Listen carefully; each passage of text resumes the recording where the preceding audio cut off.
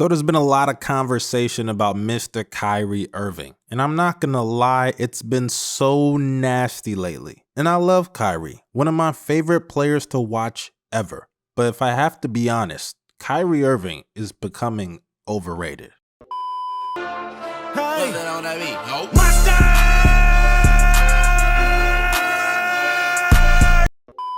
So recently there was a very controversial take from everyone's favorite pal in the NBA community, Kendrick Perkins, where he said that Chris Paul was not a top 10 point guard of all time. Fucking crazy, I know, right? But in the full clip, he talked about Kyrie Irving being among the range of point guards that Chris Paul is competing with on the all-time scale.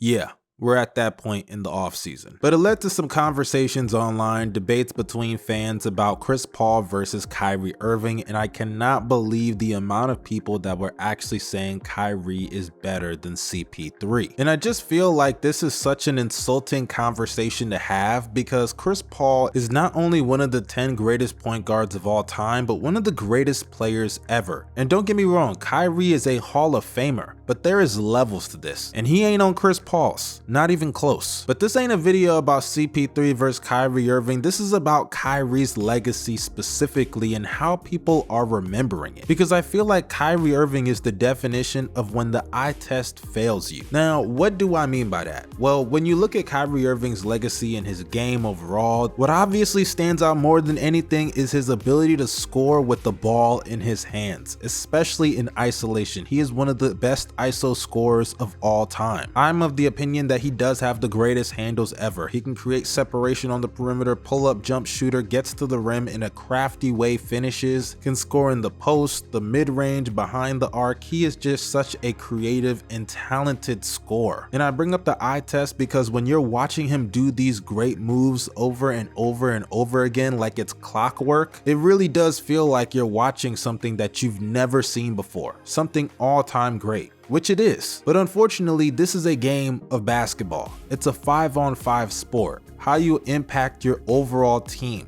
not just yourself. And I think that's the problem with people that put Kyrie in these conversations that he doesn't belong in. He is not an impactful enough player outside of his scoring ability to be put in these discussions. When you look at Kyrie's game, like I said, he is an elite ISO scorer, an amazing player with the ball in his hands. But unfortunately, there are other aspects of the game. For starters, just look at Kyrie and what he lacks as a playmaker. Now, do I think Kyrie is a bad passer? No, I think he's a really good passer, probably even underrated in that aspect. But he doesn't always make the right reads. He sometimes even has tunnel vision and misses guys wide open. As I said before, he's an excellent ISO player, but when he's in the middle of doing all these isolation plays, the offense can sometimes just come to a standstill while he ices out his teammates. And don't get me wrong, I still do think there's value to being an elite ISO player, but at times when you're not leveraging the ability as a scorer to create advantages for your teammates, whether it's in the pick and roll with skip passes, just finding the open man, whenever the defense shows you attention, at some point it can kind of be a detriment, especially when you get into a playoff setting. But we'll get to the playoffs in a bit. And I by no means am saying that Kyrie has never shown the ability to do those things as a playmaker, but he doesn't do it consistently enough to compare to other guys in these conversations. Now I will admit, it does sound like I'm saying Kyrie is a ball hog and this selfish player, which is not what I'm trying to say. I do think Kyrie is willing to play off the ball. I think that's one of his strengths offensively actually. He's a really good off-ball player. He can cut, he can navigate through screens, come off pin downs. He's a good catch and shoot player, a nice shooter overall, and just because of that, he can fit with so many players. I just think that when you have that value as an off-ball player and an on-ball isolation scorer, to have the limitations he has as a playmaker clearly put a ceiling on how great he can impact an offense as an individual. And as far as impacting teams, that then brings us to the defensive side of the ball where Kyrie has never been good at. Whether it's a lack of effort or just not having the ability, he's just never shown the capability of being a great player on the defensive side of the ball. And I by no means am saying that he's a liability, but when we're comparing him to guys like Chris Paul, guys like Jason Kidd, who are elite all-time players on that side of the ball, it's just insane to me that people just leave that detail out. And with all these flaws that he does have, even as a scorer, even as a playmaker, or as a defender, it's been shown throughout his entire career that he is not not capable of being a number one on a serious team in the NBA. I know he had that one season in Boston where he led them to the first seed in the Eastern Conference, but we all know how that story ended for him. He not only got hurt and they made the conference finals without him, but then the next season they go out in the second round in a gentleman's sweep to the Milwaukee Bucks, where Eric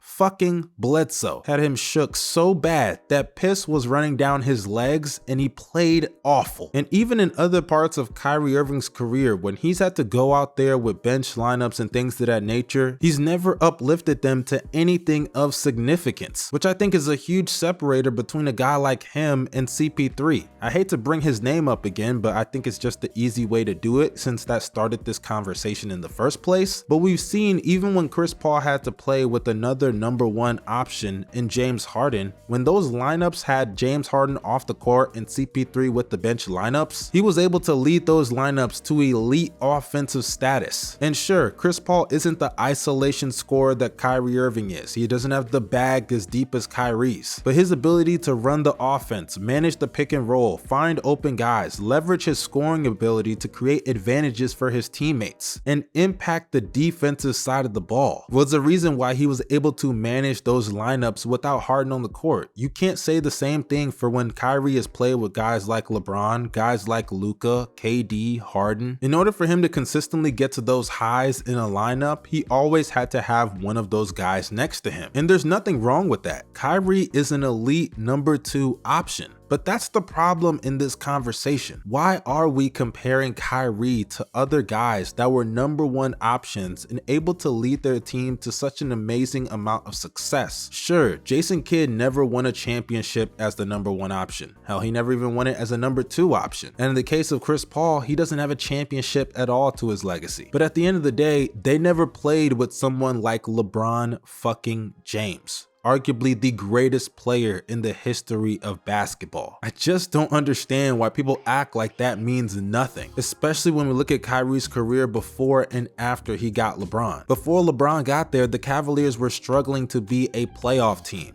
finding themselves in the lottery every single year. And I'm not going to even knock him for that. The team around him was bad. The management was poor. They drafted Anthony fucking Bennett with the first overall pick, for Christ's sake. But then in Boston, he falls flat on his face. Like I said earlier, he got outplayed by Eric Bledsoe in a playoff series. Then he finally realizes his place as the number two option, goes to Brooklyn with KD, and quickly realizes what life is like without LeBron James. Because sure, KD was an amazing player, but he didn't compliment Kyrie as a number one option the way that LeBron did, especially as a playmaker, decision maker, or even as a defender at times. And we saw how that played out for them as they got bitched by the Celtics in 2022, and the rest was history. And hey, I'll even give it to Kyrie. He was the number two option with Luka Doncic just last year when they made the NBA Finals. But let's not have amnesia here. Kyrie was not great in that playoff run. He was pretty much shit for half of it. The one time that Kyrie was able to prove that he could be a number two option on a championship team really only came with the greatest player of all time. He has never shown the ability to lead a team to any type of substantial success in a postseason, and even when he left LeBron to go and play with other guys as his number one option, the only time he came remotely close to achieving that level of success that he had with LeBron is when he had Luka Doncic, a top three player in the world at that time, and he didn't even play that well when they made the NBA Finals. So I don't understand how a career like that can then compare to someone like Chris Paul, who has been the best player on a majority of his teams and has led them to historic offensive highs, has all-time playoff performances, is more impactful as a player, primarily what he does on the defensive side of the ball, and even offensively, filling in the gaps Kyrie lacks as a playmaker at an all-time level. How does Kyrie get in those conversations? Well, I'll tell you why. It's because people watch too many highlights. Even when people watch the games, they only watch for what they want to see, which is Kyrie doing flashy dribble moves, Kyrie switching hands in midair, the ball control, the body control, the post fade, the turnaround over both shoulders. Oh my god, he just did a hook shot with his left hand. I mean, the shit truly is remarkable. But at the end of the day, basketball is more than what's flashy. It's about what actually gets the job done. And I'm not taking anything away from what Kyrie Irving did in that 2016 playoffs, and especially in those finals. He outplayed the unanimous MVP Steph Curry, but we can't ignore all the other parts of his career and act like that one championship is enough for him to be over guys like Russell Westbrook, guys like Chris Paul, guys like Jason Kidd, players that have led their teams to substantial success and highs offensively and even at times defensively in ways that Kyrie Irving can only dream of, because he's just not impactful enough as a player to compare. It really is just that simple. And that's why I say the eye test is failing a lot of you niggas.